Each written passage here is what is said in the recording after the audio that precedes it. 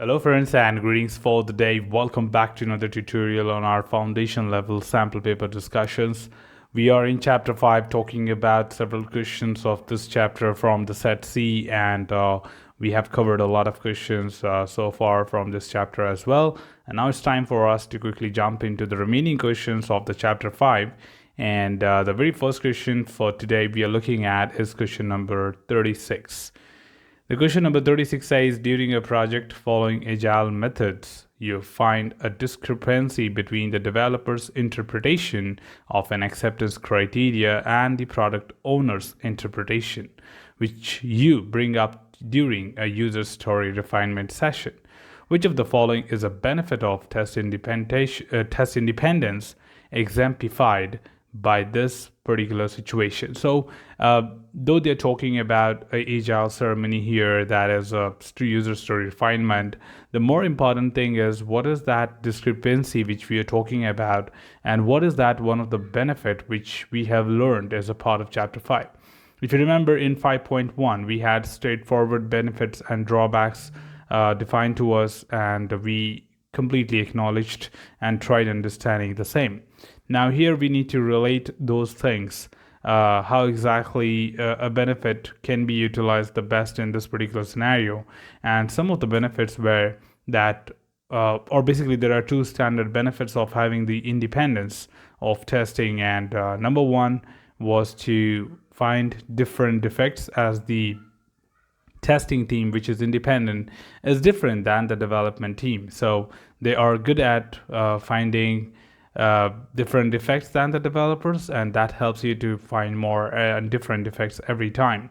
And the second was to challenge or disapprove, or kind of validate, verify the assumptions what the developers make, because at points when the requirements are not clear or not formally documented, you make assumptions, and based on that assumptions a developer creates a development story or implements the story.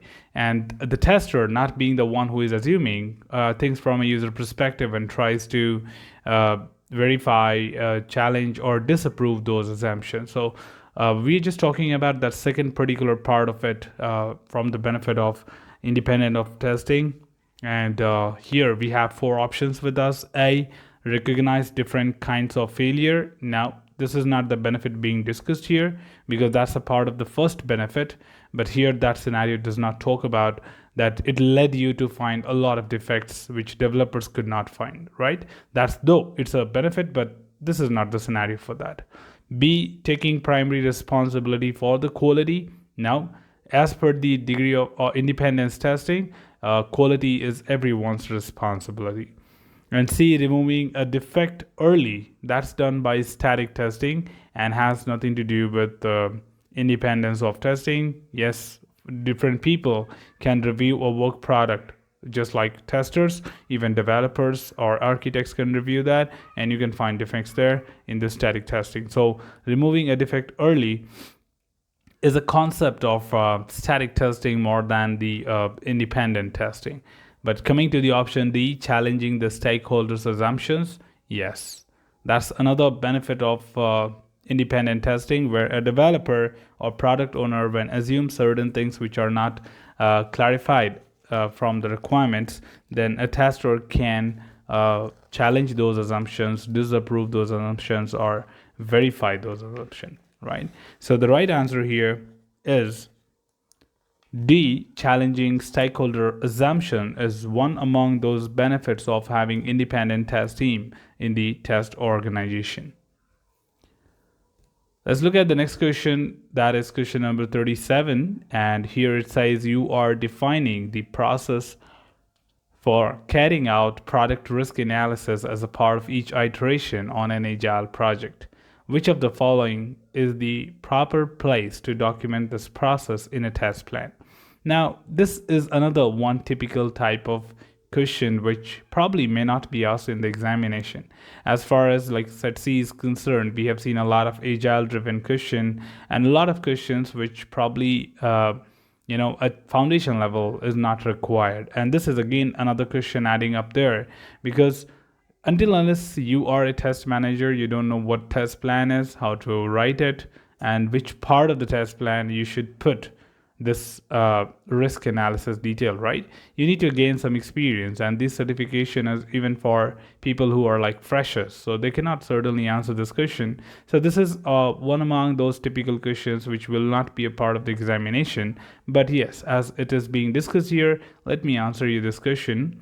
So the part of the test plan where you will be mentioning the risk analysis or product risk analysis outcome is generally the approach of testing, because as a part of approach of testing, you would define the approach which you'll be following, right? You have covered 7 different approaches, right? Methodical, analytical, process compliant, consultative, regression averse, model based. So of course, approach will be defining the the strategy, and strategy will include all that which you are going to make use of as an approach. And risk analysis or risk-based testing is one among those approaches. So as a part of the test plan, risk approach or test approach is the section where you'll be defining that are you going to do risk testing or risk analysis, then what will be the approach for that. So keeping it simple, straightforward, and sound, the right answer here is B, approach of testing, because scope of testing will talk about what is the outcome, and matrix will do the test monitoring, configuration management will do the version control. Okay, let's jump into the next question. That is question number 38 and the last question of the chapter 5 as well. Consider the following list of undesirable outcome that could occur on a mobile app development effort. Number 1, incorrect totals on the report. B, change to acceptance criteria during acceptance testing. C, user finds the soft keyboard too hard to use with your app. D, system responds too slowly to user input during search string entry. And E, testers not allowed to report test results in daily stand-up meetings. Now, which of the following properly classifies these outcomes as project and product risk? Very simple and straightforward example, and yes, this question is a part of the syllabus, because in the syllabus when they spoke about risk and testing, all they have discussed is about the examples of product and project risk.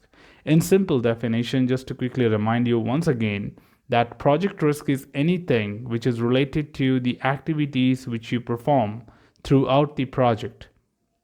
Okay, writing requirements, implementing the code, or testing the application, writing test cases, executing test cases, etc. All the events which happens before the release, if they have any impediments or any kind of situation, you call them as project risk, right? Coordination, conflict between the people and stakeholder, all that technical issues like unavailability of tool, etc. is all a project risk. On the other hand, when you talk about the product risk, it is clearly related to the end product attributes. So if a particular product released into the market is not fulfilling the functionality of it or not doing the basic desired functionality, is product risk. Or performance parameters, security parameters, the non-functional characteristics will be related to product risk as well. So everything that goes to the end user post-release will be related to the product risk. So it will now become simpler and easier for us to quickly map that. So if I start doing it from the top before looking at the options, because in this case, you should not be doing it from the options. You should start evaluating all the 5 points and then pick up the right option. So here, the option A, not the option A, the undesirable outcome A on the top, which says incorrect totals on the report, is a product risk, because this is a mobile app development effort, and incorrect totals on the reports which are being populated is a product risk. Change to acceptance criteria during acceptance testing is a project risk, because acceptance testing is still not released, right? It's before release, and if we identify anything, we make changes there, it's a project risk.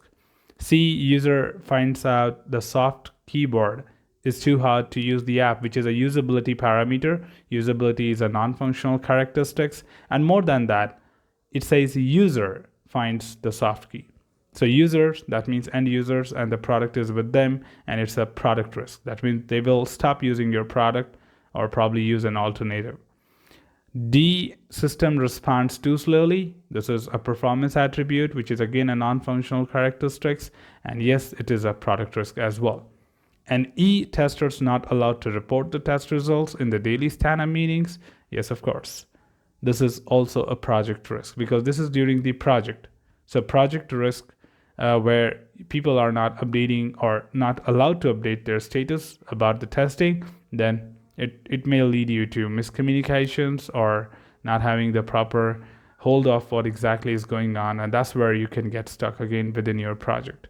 So putting it all together, A, C, and D are my product risk, and B and E are my project risk. So the right answer here is B. Product risk are A, C, and D, and project risk are B and E. Now that basically completes our chapter 5, and we have two more questions to go from chapter 6, and that will be our last tutorial on this particular series. So that's all from this particular tutorial, team. Should you have anything else, feel free to comment below. I'm always there to address your queries and answer them well. Till then, keep learning, keep exploring, keep understanding the context. Thanks for watching the video, team, and happy learning.